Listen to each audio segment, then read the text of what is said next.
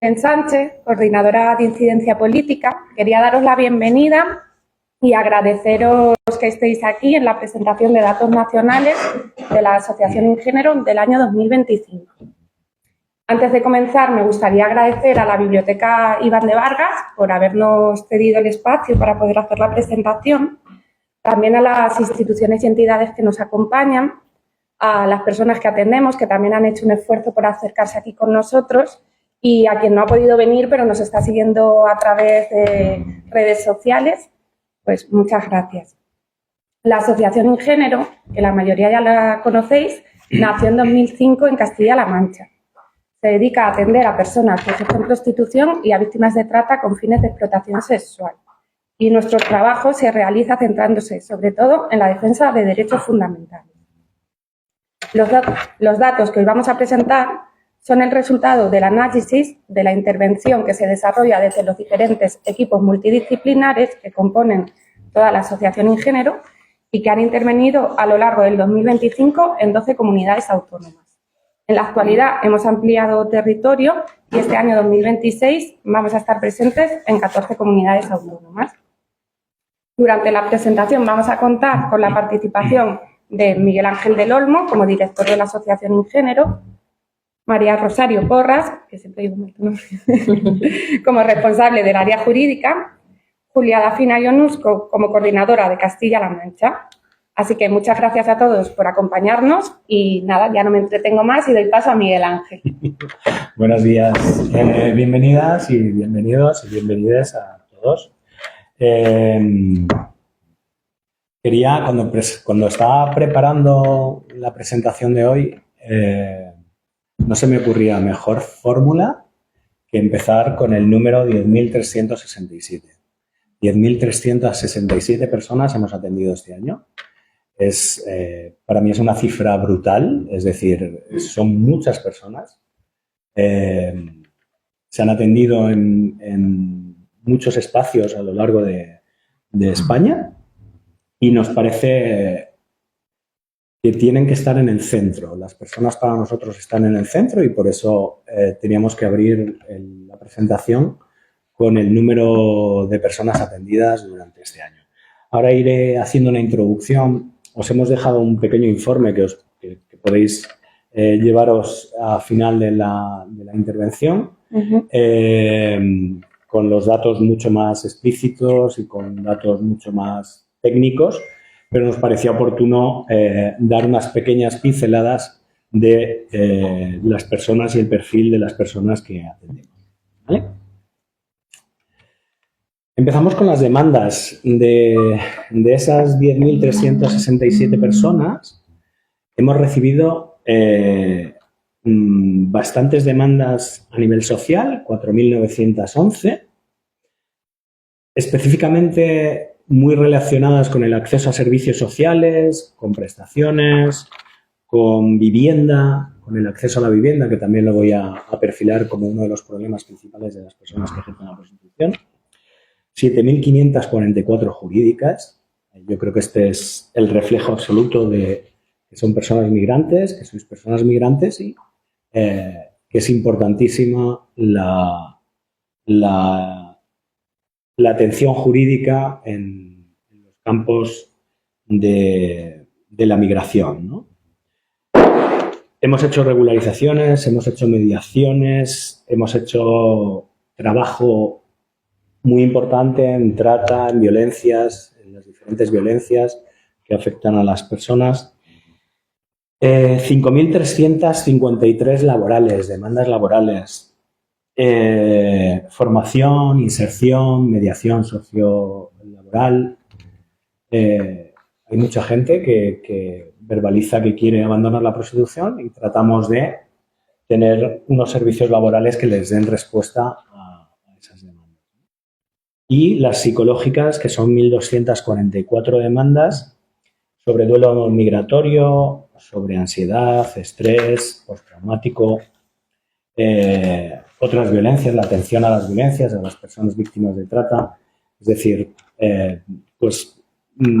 todas esas demandas, aunque superan las personas, es normal porque cuando conocemos a las personas que atendemos nos verbaliza muchas veces demandas en ámbitos diferentes. Y bueno, pues también atendemos las demandas sanitarias, 5.593, y un teléfono de atención 24 horas, que es un servicio que ha tenido 2.688 demandas de atención a lo largo del año.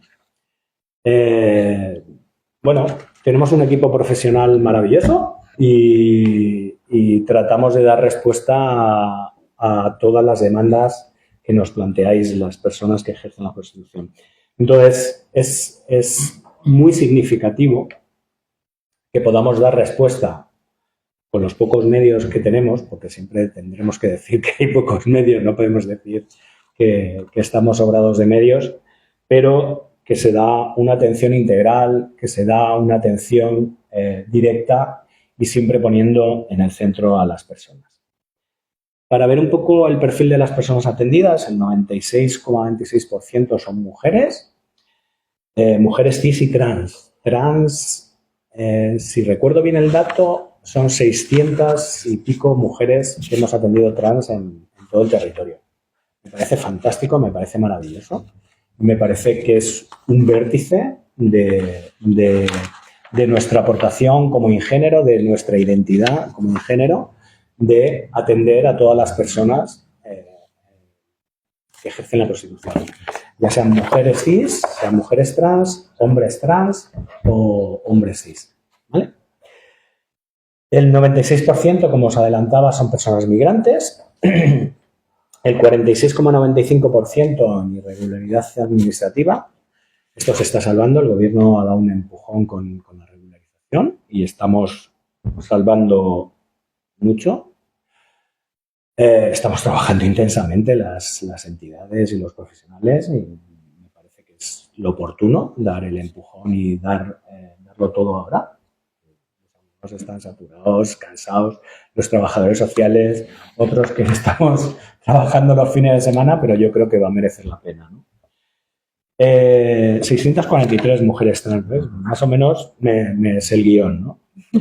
Más del 85% sostienen cargas familiares. Para nosotros pensamos que siendo las principales proveedoras de sus hogares, pues es un reto muy importante poder dar respuesta, regularizar personas, ofrecer posibilidad de salir de la prostitución. Y un dato que siempre nos es curioso, que es el 72%, que tienen estudios secundarios o formación profesional, con lo cual pueden acceder o pueden tener más facilidad de acceder a otros empleos. El 35,48%, o sea, el 35 es la edad media, perdón, de las personas que atendemos. Cada vez es mayor. Nos movemos, me acuerdo cuando empezamos hace 21 años, que la mayor parte de la población que atendíamos era entre 19, 20, 23. Luego fuimos con los años subiendo hasta 27 y que estemos a 35 años de la media de edad es significativo, ¿no? Como somos una organización de defensa de derechos humanos, pues nos parecía vital que esta rueda de prensa y esta presentación de datos pues fuera un poco reivindicativa, ¿no? Que fuera un poco que molestara, ¿no? Porque si no molesta, que incomode, ¿no? Pues si no, parece que no hemos hecho nada, ¿no? A lo largo del año. El empadronamiento continúa funcionando como una barrera estructural de acceso a derechos. Es una lucha con todos los ayuntamientos. El otro día estaba en una comunidad con una concejala de un ayuntamiento que se nos ha cerrado y no hace nada más que poner pegas y pegas. Y la realidad es que el 27% está sin empadronamiento, ese 27% no puede acceder a ningún derecho en España. Es la puerta principal de acceso a los derechos. Estamos encontrando cosas muy sucias, muy horribles que tenemos que denunciar, como los cobros irregulares, la venta de empadronamientos, el subarrendamiento de pisos a precios desorbitados para poder tener una habitación. Cuando se tiene una habitación no permiten el empadronamiento tampoco. Es un desorden terrible, ¿no? Y esa mercantilización del acceso a la vivienda pues es muy dolorosa para las personas que ejercen la prostitución. Para desmontar un poco los mensajes de extrema derecha y demás, pues tenemos que decir que las personas que nosotros atendemos, el 49% conoce los servicios sociales y de las personas que conocen los servicios sociales, solamente un 45% más o menos acceden a los servicios sociales, con lo cual es importante conocer que el 25, más o menos el 26% de las personas que ejercen la prostitución acceden a los servicios sociales, en contra de lo que se piensa, que como son migrantes vienen a prioridad, ¿se llama? Prioridad nacional, ¿no? Pues esa ridiculez, ¿no? Es una bofetada a la desigualdad, ¿no? Y más en nuestro colectivo, ¿no? Derecho a la salud y violencia institucional. Tenemos que hablar de violencia institucional. Es decir, nos parece que estén sin tarjeta sanitaria más de un tercio de las personas en la prostitución, que hay una lucha constante desde el teléfono 24 horas, desde nuestros equipos de trabajo social, con el acceso a la salud. O sea, que en febrero de este año se ha aprobado la universalización a través de un decreto para que todas las personas puedan acceder a la salud. Hemos detectado cobros irregulares en urgencias, cobros con datáfonos, cobros en metálico de atenciones sanitarias. Por una consulta 300, 400, 500 euros. Cosas inusuales como la denegación de la PEP cuando ha habido una rotura de preservativo. Hemos tenido conflictos en las denuncias de agresiones sexuales, que nos parece ya el colmo. O sea, se ha denegado la asistencia en ocasiones con agresiones sexuales. Nos parece horrible. Y siempre vemos una barrera administrativa, ¿no? O sea, siempre hay una persona en la ventanilla o en la puerta que impide el acceso a los servicios.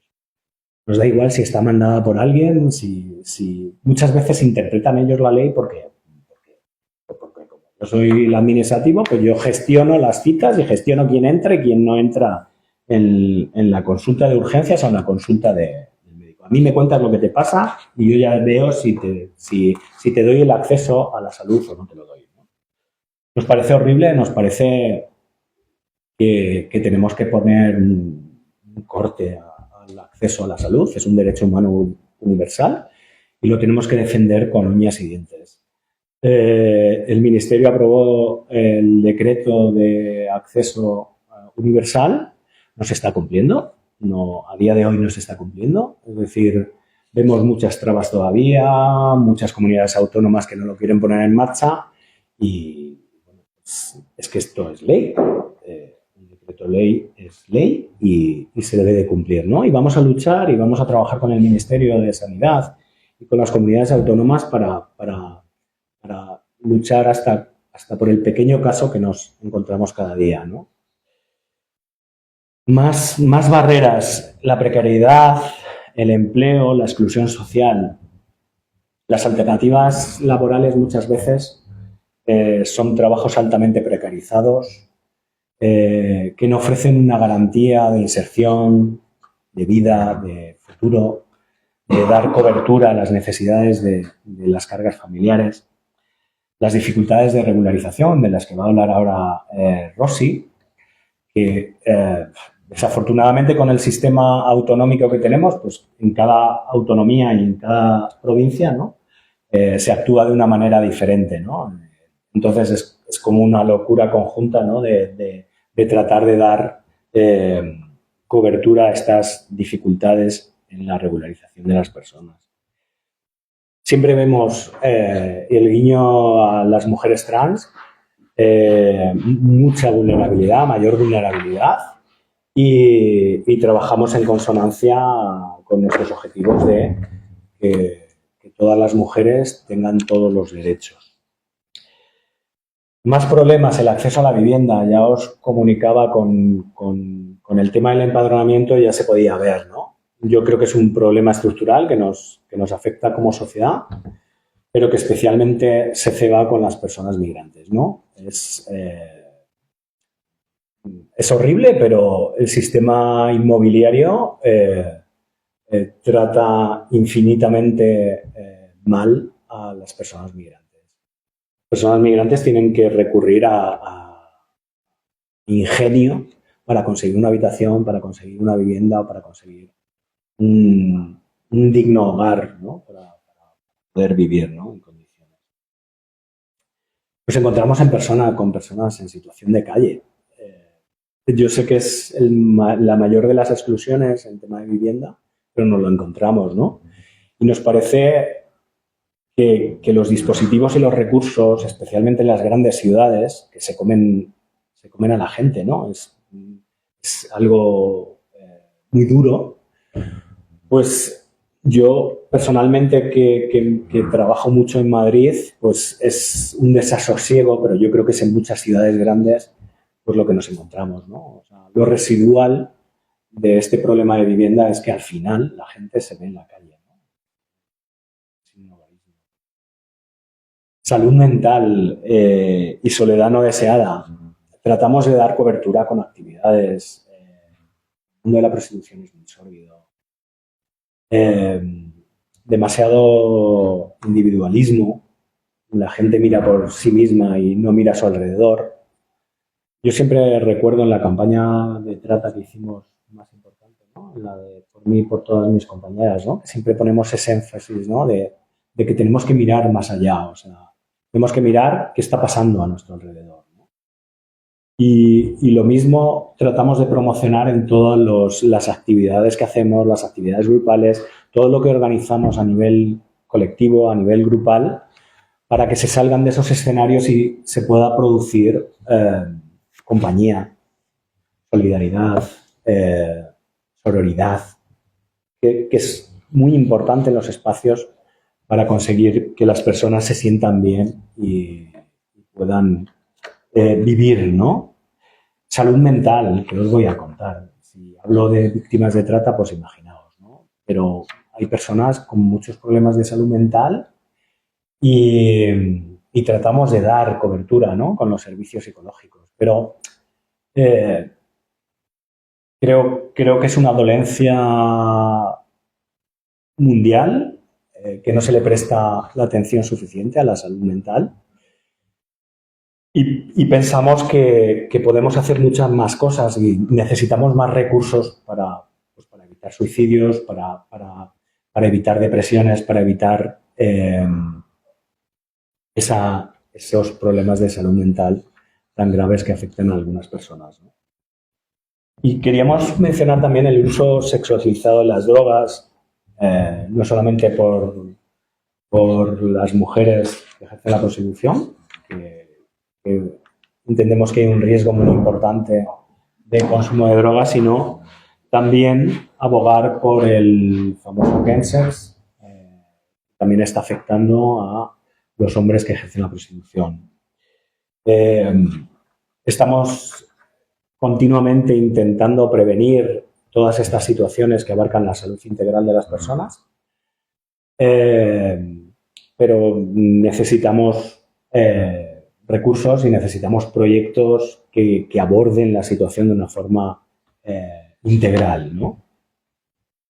Por eso, llegando a este punto, quería otro número clave para nosotros: 3.982.846 agradecimientos, ¿vale? Porque son los euros que nos han dado. A las 20 instituciones públicas que nos lo han dado, ministerios, trabajamos con 4 ministerios, de derechos sociales, de sanidad, el de asuntos exteriores, son 5, el de inclusión, el de igualdad, que es el que más nos apoya en todas las actividades y proyectos que tenemos, Nos apoyaron con 50 proyectos, nada más y nada menos, en toda España, ¿no? También nos apoyaron 3 entidades privadas. No puedo nada más que pregonar ese agradecimiento enorme a las instituciones, al trabajo que se hace de relaciones institucionales, de explicar las situaciones y hacerlo siempre, que tratamos siempre de hacerlo de una manera objetiva, analizando datos, estudios, estamos realizando diferentes investigaciones con diferentes hospitales, en diferentes áreas. Nos mueve mucho el tratar de conocer este fenómeno de la prostitución y la trata a fondo y cómo no, me tengo que regir siempre al posicionamiento de InGénero, que yo sé que es muy incómodo para instituciones, para personas, para entidades. Estar en medio, como los jueves, ¿no? Es complejo, ¿no? Tengo que decir que nos llueven bofetadas de todas partes y de todas las partes, de todos los posicionamientos, y me parece un poco injusto porque creemos que con un posicionamiento neutro damos respuesta a esas 10.000 personas que hemos atendido, porque entendemos que dentro de esa diversidad que hay en la prostitución hay que dar respuesta a las opiniones que las personas tienen sobre sus propios posicionamientos. Y aunque es muy incómodo para nosotros y resultaría muchísimo más fácil posicionarnos, pues nos mantenemos con ese posicionamiento neutro por respeto hacia todas las personas que encuadran en el colectivo.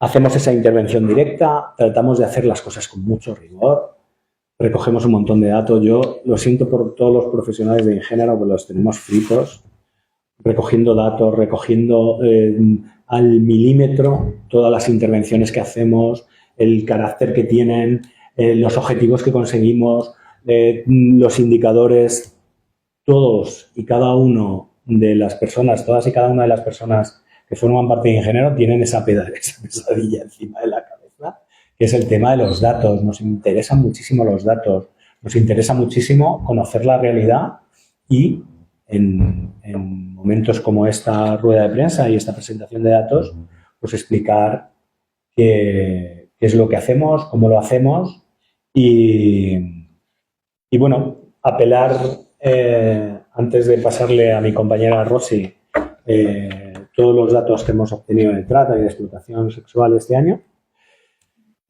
tengo que apelar al cumplimiento estricto de los derechos humanos y fundamentales de las personas en todos los ámbitos, con todas las personas, con todas las diversidades, con todas las orientaciones.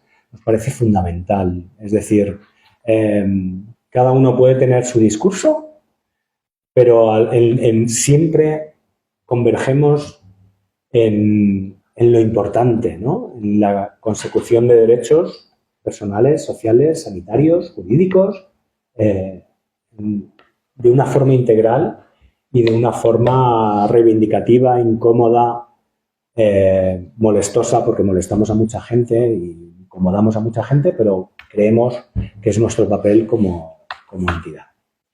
Y ahora sí que, ya sin rollos, paso a mi compañera y os cuenta un poco sobre trata, ¿no?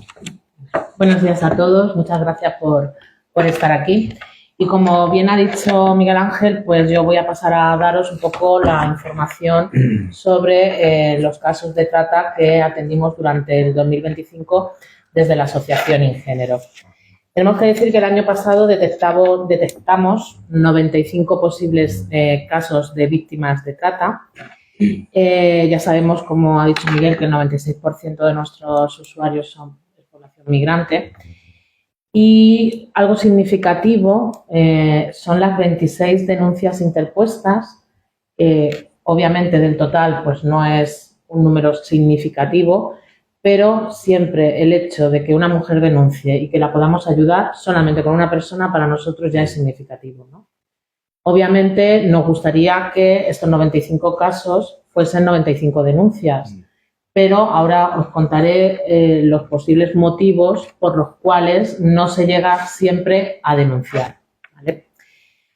Tenemos que entender que son personas migrantes, como decimos, que las mafias aprovechan esa vulnerabilidad que tienen, ya que en su mayoría son, como hemos dicho, mujeres migrantes con cargas familiares, que llegan a España y carecen de documentación, que tienen una necesidad migratoria para sostener y mantener a su familia, ¿no? Entonces, eso es el empuje principal que les hace dar el paso de llegar, en este caso, a España.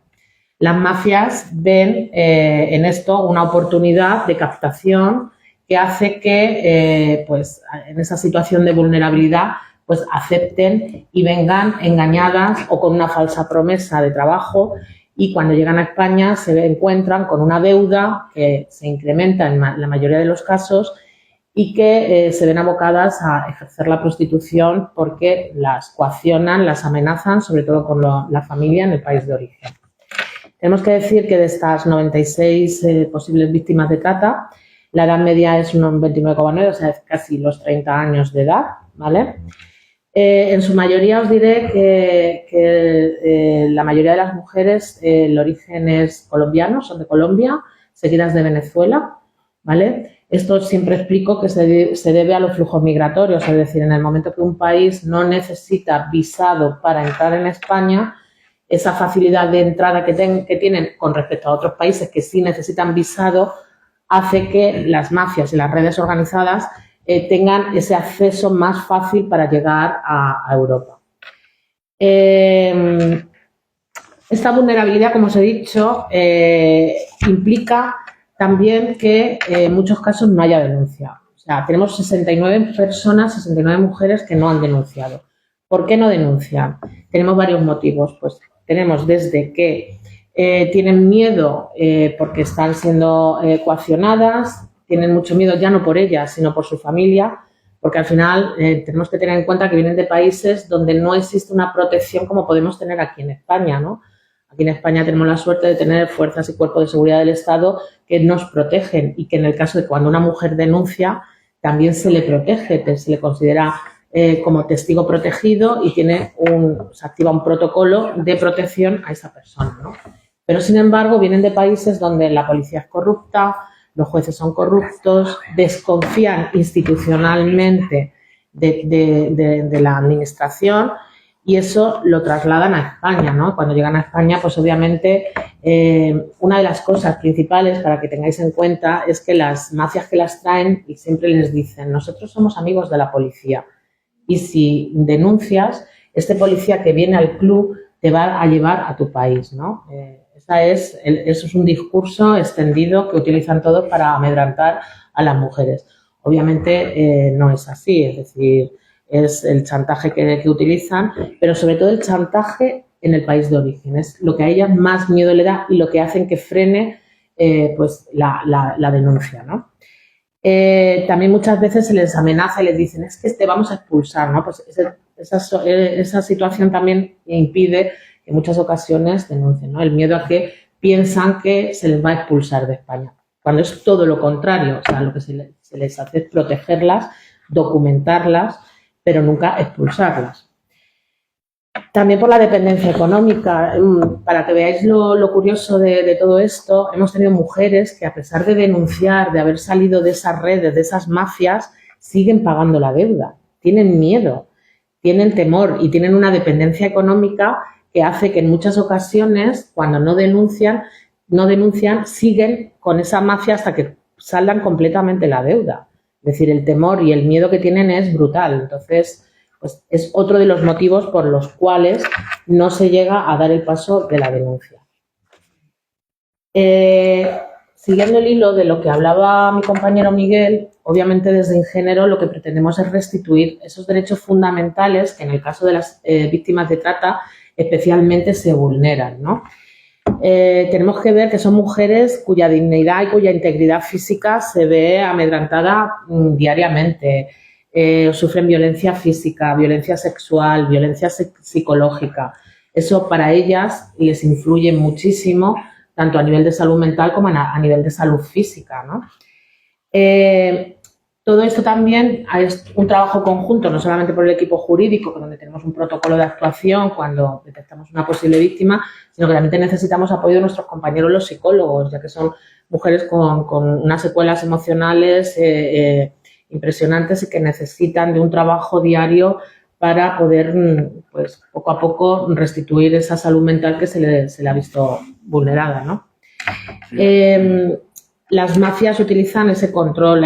Ya no vemos tanto, ya no es tan usado el retirarles la documentación, pero en algunas ocasiones sí lo vemos, que se les retira el pasaporte y que también vemos en muchas ocasiones que tenemos mujeres que las trasladan continuamente, ¿no?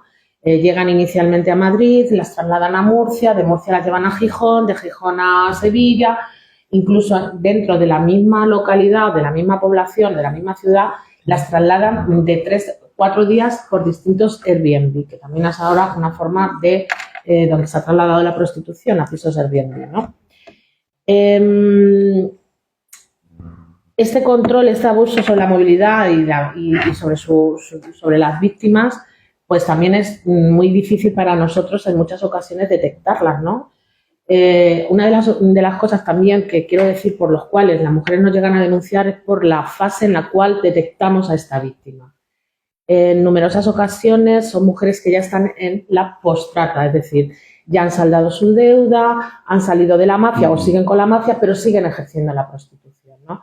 Entonces estas mujeres ya como que pasado el tiempo no quieren dar el paso a denunciar porque ya pues dicen que en ese momento pues no entienden que ya tengan esa necesidad, que ya han salido de esa red, de esa mafia y no quieren dar el paso a denunciar, ¿no? Entonces, para nosotros también es muy importante que la detección de la víctima sea inmediata, ¿no? Una vez que llegan a España, cuanto más inmediato sea, mejor, porque siempre esa mujer va a estar más protegida y nosotros vamos a poder restituir, ayudarlas en todos sus necesidades. Como os decía, esta falta de identificación temprana pues hace que las víctimas no denuncien, ¿no? En algunas ocasiones nos encontramos con personas que no se reconocen como víctimas de trata. Todo lo contrario, se sienten agradecidas porque han tenido la oportunidad de llegar a España o a Europa. Pero también es cierto que a veces tenemos mujeres que se nos caen por el camino, ¿no? Que inicialmente quieren dar el paso de denunciar, pero cuando se ven dentro de lo que es pues, el acompañamiento que les hacemos a denunciar con la policía o la Guardia Civil, esos interrogatorios, el contar una y otra vez la misma historia, para ellas les genera pues mucha ansiedad, ¿no? Entonces hay mujeres que dicen, yo no quiero seguir con esto, ¿no? Entonces, todo eso también es cierto que tendríamos que buscar soluciones para evitar que las mujeres una y otra vez tengan que estar repitiendo el mismo discurso, porque estamos hablando no de un discurso como el que puedo estar yo dando ahora mismo, es ahora mismo una situación de esclavitud sexual, física, psicológica y una esclavitud que no es fácil de estar narrando día a día pues, ante un policía, ante otro, ante un juez. Aunque está bien decir que obviamente se utilizan mecanismos como es la prueba preconstituida para evitar que la víctima tenga que estar repitiendo, también para evitar que, como los procesos judiciales son tan largos, se pierda por el camino la denuncia, porque no olvidemos que el testimonio de la víctima es fundamental para un proceso judicial. Si no hay testimonio de la víctima, no hay proceso judicial, ¿no? Entonces, por eso la denuncia es tan importante a la hora de poder seguir adelante luchando contra la trata. También tenemos que ver que en algunas ocasiones la situación administrativa de estas mujeres, que están, como decimos, en situación irregular, les impide acceder a recursos de forma inmediata, ¿no? Nosotros siempre, cuando acompañamos a una víctima, lo primero que hacemos es intentar, ante todo y sobre todo, documentarla, porque si no tiene esa documentación se le privan de derechos de acceso a recursos, ¿no? Entonces, es muy importante pues, trabajar muy coordinadamente con la Administración para poder documentarlas y que de esa forma puedan acceder tanto a recursos sociales, sanitarios, jurídicos y que no se vean ni solas ni mal acompañadas, porque piensen que es culpa porque muchas veces nos culpan a nosotros, ¿no? A las entidades que las acompañamos, pero no es culpa nuestra. O sea, aquí hay un sistema y hay que seguir unas pautas y a veces pues esas pautas llegan un poquito tarde y la víctima también pues se cansa de esas situaciones, ¿no? De todas estas mujeres que os he dicho que denunciaron y que detectamos el año pasado, de estos 95 casos, hay que decir que, un poco para que os hagáis una composición territorial, la mayoría de los casos se detectaron en Canarias. Las Islas Canarias son receptoras de trata. También la zona de Levante, lo que es Alicante, Valencia, Murcia, en Madrid, obviamente, como punto de entrada. Lo que pasa es que sí es cierto que en Madrid también es como punto de entrada por puesto fronterizo, por aeropuerto, y de aquí siempre tienen a alguien que las espera para trasladarla a algún punto geográfico de España, ¿no? Hacer un inciso que también España es punto de entrada de Europa, ¿vale? Hemos detectado casos, hemos tenido algunos casos en Albania y Suiza, con los que hemos colaborado con policía de allí. Y repito, es porque España es un punto estratégico de entrada del resto del mundo hacia Europa, ¿vale? Desde Ingénero tenemos pues ideas que a veces son muy idílicas, pero sí es cierto que hay cosas que cambiar, ¿no? ¿Qué es lo que necesitamos cambiar para a lo mejor que estas 26 víctimas que han denunciado sean más? Pues que en algunos casos no tengan que se proteja efectivamente a la víctima, ¿no? Que la denuncia no sea simplemente la herramienta o el mecanismo para poder judicializar estos procesos, ¿no? Que se pueda luchar contra la trata con otros mecanismos que no sea solamente la denuncia, ¿no? Y que el acceso de las víctimas a estos recursos no dependa de si ha denunciado o no ha denunciado. Las mujeres que no denuncian, obviamente, no van a tener los mismos derechos reconocidos que las mujeres que denuncian. Eso tampoco es justo, porque al final la vivencia y la situación que han tenido es traumática para ambos casos, ¿no? Y como os decía antes, pues la identificación temprana es fundamental. O sea, hay que intentar por todos los medios llegar a las mujeres, y para eso Ingénero yo creo que hacemos un gran trabajo, aunque esté mal decirlo, pero el hecho de que vayamos a todos los lugares donde se ejerce prostitución, que no limitemos nuestro territorio y que seamos capaces de llegar a lugares donde no llega la administración, por ejemplo, pues eso también facilita que haya una atención, una detección temprana de posibles casos de trata, ¿no? Y obviamente, una vez que tenemos esta detección de víctimas, que haya una coordinación muy estrecha. Echamos mucho en falta en territorios en España donde no hay una coordinación tan estrecha como, por ejemplo, con Madrid o en Barcelona, o ciudades que son más grandes, que son más receptoras de trata y que son capaces de coordinarse estrechamente con las entidades, y que van pues un poco las fuerzas y cuerpos de seguridad por un lado, las entidades vamos por otro, porque entendemos que el trabajo que hacemos las entidades no lo puede hacer la policía, y el trabajo que hace la policía no lo podemos hacer nosotros. Entonces, ahí tiene que haber un trabajo muy estrecho y muy coordinado, ¿no? Que podamos atender a las víctimas una vez que están en comisaría, que no nos enteremos después, porque esa mujer va a tener siempre más confianza en una entidad social que en una policía que la ven como enemiga, como os he dicho, por las situaciones que viven en sus países, ¿no? Entonces, entendemos que esa coordinación es algo que hay que ampliar, que hay que estrechar y que es muy importante trabajar para poder luchar contra la trata. Bueno, como ya sabéis, la trata obviamente es una crisis de derechos humanos, pero sobre todo es una realidad que sigue funcionando de forma vertiginosa y que hay que paralizar, obviamente, ¿no? Y sobre todo, pues concienciar a las personas que son las principales protagonistas, que son las mujeres que ejercen prostitución. Como os he dicho, en muchos casos no se sienten identificadas y hay que tener una sensibilización especial con ellas, ¿vale? Nosotros hemos estado y estamos intentando que a través de las compañías aéreas se pueda haber un poco de sensibilización en en los aviones, puesto que una mujer que llega a España tiene tanto tiempo en un avión, pueda pues leer un poco sobre la trata, identificarse y decir, pues esto es lo que me está pasando a mí, ¿no? De hecho, pues también coordinándonos con policía aquí en Madrid, en Barajas también se detectan mujeres que están recién llegadas y dan el paso de denunciar en Barajas. Pues que eso sea cada vez más temprano, ¿no? Ya por último, y no extendiéndome más, independientemente de hablar de la trata, quisiera hablar un poco de lo que ha hablado Miguel, del trabajo que hacemos desde el equipo jurídico. Somos un equipo jurídico de abogados, yo creo que estamos muy especializados en materia de extranjería, pero sobre todo somos un equipo que luchamos mucho por documentar a las mujeres. ¿Por qué? Porque documentarlas es darle una oportunidad de vida, porque es darle una oportunidad de acceso al mercado laboral y porque es darle una oportunidad no solamente a ellas, sino a sus familias, ¿no? Entonces, es decir, que el año pasado, durante el 2025, documentamos a casi 150 personas, aún con la inoperancia de la Administración, que hay que resaltar, porque durante el 2025 apenas se sacaron expedientes de extranjería adelante porque estaban todo paralizado, ¿no? Tenemos oficinas de extranjería con más de un año de retraso en resolución de expedientes, como por ejemplo Alicante, en Canarias.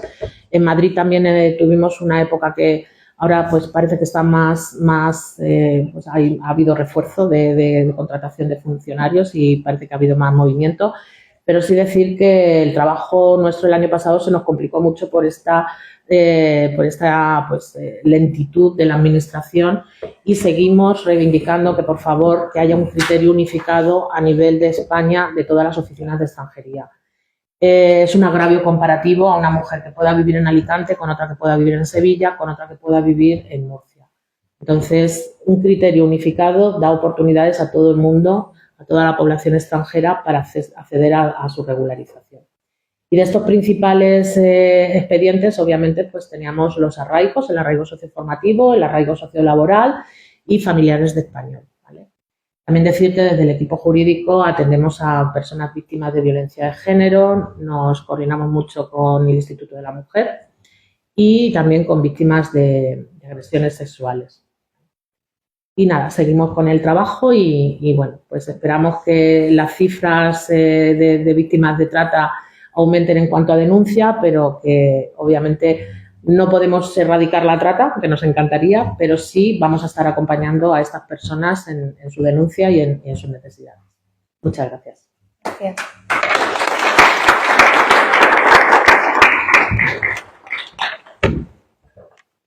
Bueno, pues ya hemos terminado de presentar los datos. No sé si tenéis alguna pregunta que queráis hacernos sobre lo que hemos ido hablando, de la intervención que hemos realizado durante todo este año.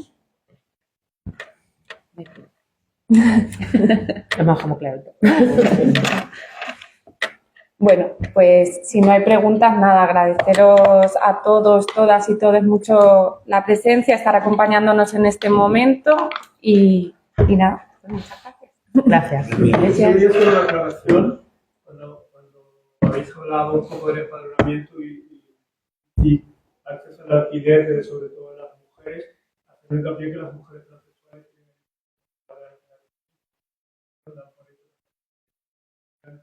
a ejercer prostitución. Con lo cual, ser mujer transexual migrante, estás abocada a siempre pensar que vas a ejercer prostitución y eso hace, primero, que el alquiler se dispare al doble de cualquier persona que quiera alquilar y luego las condiciones de habitabilidad van a ser completamente desastrosas para el colectivo. Podemos encontrar ahora mismo en Madrid mujeres que no ejercen prostitución trans, que viven a lo mejor 5 personas en una habitación y aún así no les da el dinero suficiente para pagar el alquiler. Ser en España mujer migrante transexual viene ligado a que vas a ejercer prostitución. Son mujeres migrantes que tienen un trabajo normalizado, entre comillas, lo que queramos llamarlo, o que se dedican a los cuidados, pero aún así incluso mujeres transexuales que trabajan en supermercados tienen que viajar con su uniforme puesto de ese supermercado para evitar el estigma de que están llevando muchísimos problemas. Tenemos ahora mismo varias mujeres transexuales durmiendo en el aeropuerto porque aún teniendo el dinero no pueden conseguirlo. Y una cosa que también ocurre con respecto a lo que habéis hablado del empadronamiento, que sí lo tenemos puesta una queja al defensor del pueblo, porque al final el empadronamiento es un derecho que tiene todo el mundo y es un derecho a estar empadronado en la localidad donde resides y que se está negando por parte de los ayuntamientos. Entonces, el defensor del pueblo, en este sentido, ha dado trámite a nuestra queja y bueno, están sacando un estudio para pues, darnos una resolución al respecto, ¿no? Pero sí es una problemática muy grande de no querer empadronar a nadie cuando no tienes un contrato de alquiler o alguien que te autorice que diga que estás viviendo en un sitio, ¿no?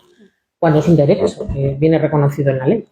Y pasamos a la venta. Pregunta, ¿el alquiler con o sin empadronamiento?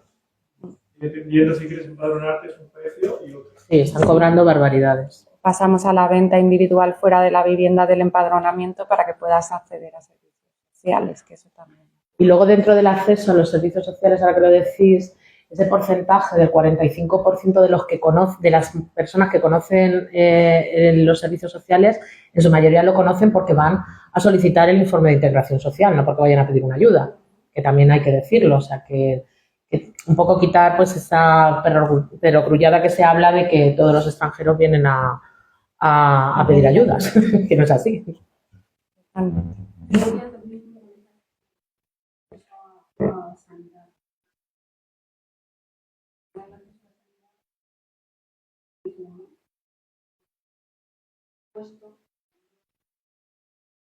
Con la problemática del empadronamiento, al consultorio, centro de salud, de atención primaria, al que vayas, pues la atención, el acceso, o incluso el médico de atención primaria, trato, viene de una manera o viene de otra. Me ha ocurrido una revisión conjunta, mientras ella primero, mientras yo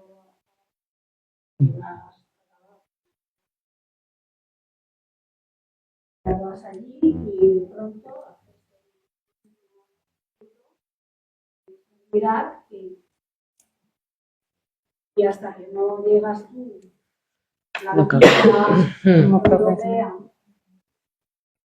ya entonces ya se calma todo el mundo, ya en definitiva se aparta, Sí, es. Y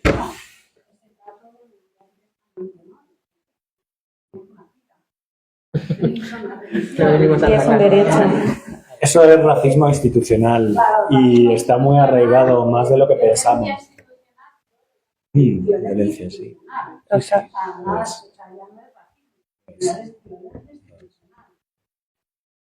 entres acompañando a una mujer con una carrera diplomática y tengas que decirle a médico, mire, perdón, no lo voy a pagar. Esto es violencia institucional y además es una reclamación en nombre de esta mujer Nosotros hemos puesto varias denuncias este año por esas cuestiones y la verdad es que es muy desagradable. Nosotros entendemos que es intolerable como sociedad, ¿no? Y estamos denunciando pues, el penal, ¿no? O sea, Al final dependemos de personas, o sea, esa sensibilización que, por ejemplo, se hace mucho en institutos, en colegios y demás. Yo, esto es a lo mejor algo mío personal, una opinión mía personal, pero yo entiendo que hay que tener mucha sensibilización con las mujeres y mucha sensibilización con la administración. Porque es como, depende con quién des, si ese día esa persona tiene buen talante, pues te va a atender bien. ¿Qué nos pasa a nosotros como españoles? O sea, nos pasa, lo vivimos y lo sufrimos. Pues imaginaros una persona migrante, mucho más. Y eso es lo que hay que evitar. Un poco, pues también que el funcionario diga, ay, es un extranjero, desconozco, que tengo que decir, lo que desconozco, me lo quito del medio. Y el no siempre está lo primero, ¿no?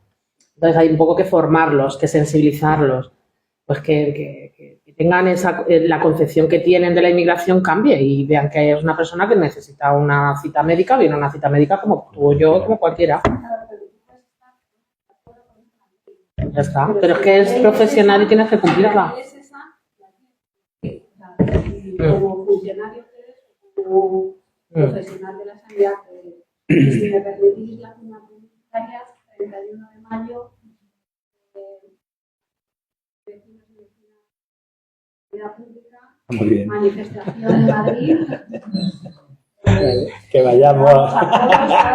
Les invito. Para Gracias. salvar la sanidad pública, que es un bien que tenemos. La participación social es importantísima. O sea, no hay participación social. Nos estamos deshumanizando. Entonces tenemos también que pues, contribuir solidariamente entre todos al bien común, ¿no? Y dar garantías al derecho. O sea, somos una sociedad y tenemos que ajustarnos al derecho, a lo que yo pienso ideológicamente. No tiene nada que ver. Bueno, pues vamos a seguir luchando otro año Yo más. quiero daros la enhorabuena Gracias. y agradeceros.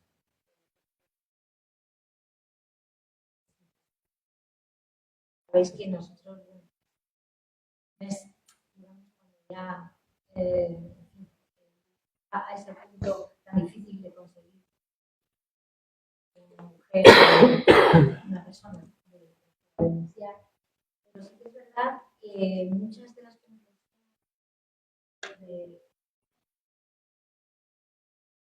coinciden con muchas de las conclusiones a las que os habéis referido en cuanto a perfiles, en cuanto a cifras relacionamente con las mismas. Nosotros tenemos, a partir de ese momento de la denuncia, que es donde estamos también mucho, porque bueno, es verdad que son 25.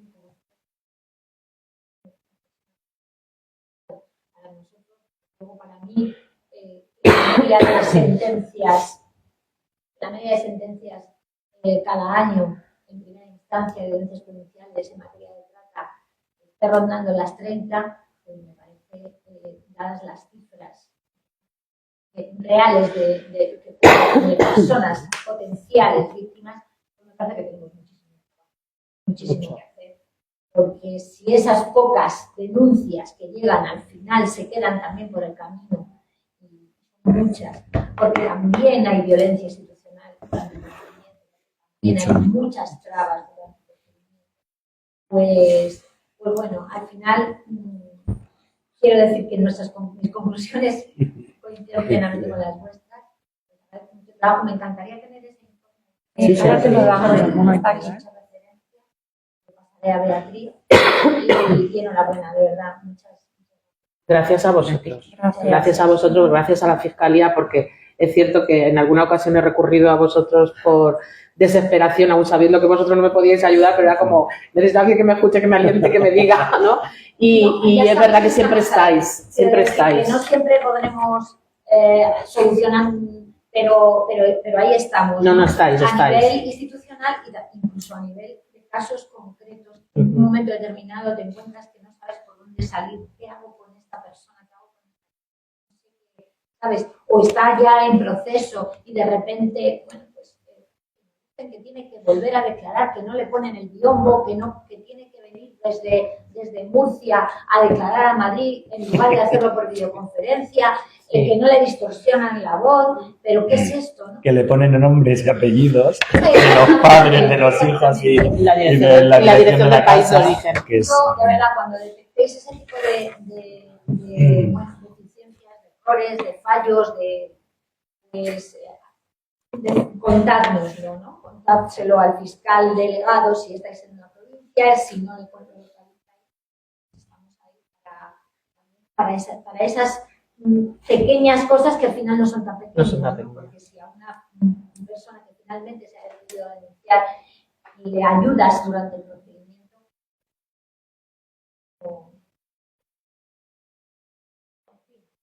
haciendo derechos humanos, en definitiva, ¿no? El acceso a la justicia es algo que tienen muy difícil.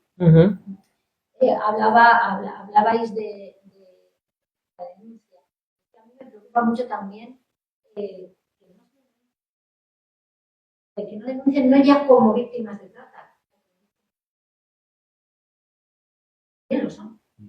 También. Sí. Les roban, también les agreden, también les insultan, también, bueno. Las obligan a traficar con drogas. Les obligan a traficar con drogas y no se atreven a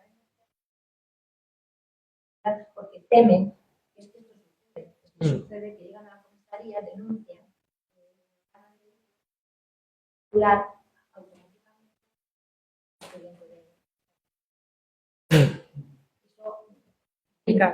No hay una vía de denuncia segura y claro, al final lo que pasa es que no denuncian. Son víctimas de otros delitos, además de estos graves de trata y explotación.